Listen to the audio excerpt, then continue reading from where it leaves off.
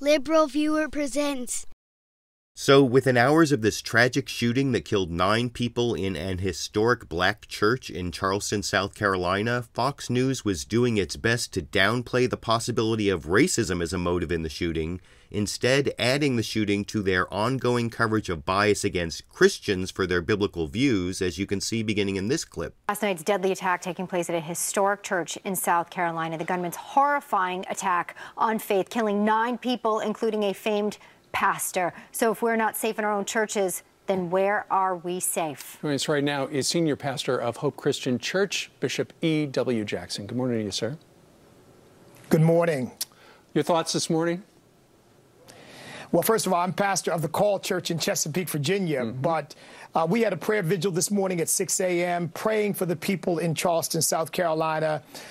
We're urging people, wait for the facts, don't jump to conclusions. But I have to tell you, I am deeply concerned that this gunman chose to go into a church because there does seem to be a rising hostility against Christians across this country because of our biblical views. And I just think it's something that we have to be aware of and not create an atmosphere in which people take out their violent intentions against Christians. And I would mention one other thing very quickly, and that is I would urge pastors and men in these churches to prepare to defend themselves. It's sad, but I think that we've got to arm ourselves, at least have some people in the church who are prepared to defend the church when women and children are attacked. Now, leaving aside that very dubious argument about needing more guns to stop gun violence, Bishop E.W. Jackson's opinion about this attack being an attack on faith had pretty clearly already been adopted by Fox News, both in the text Fox News put up on the screen and in Fox News host Steve Doocy's follow-up question a moment later here.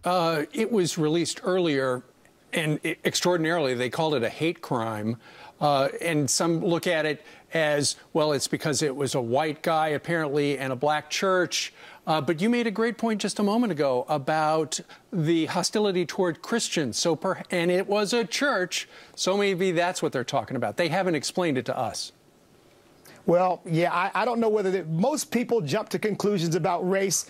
I long for the day when we stop doing that in our country.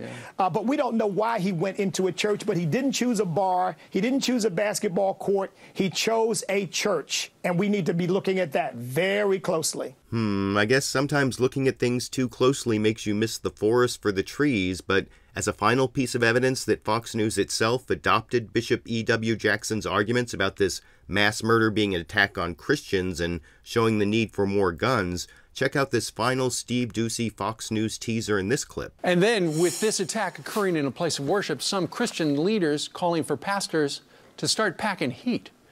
Should they be carrying guns? We're going to talk about that coming up next.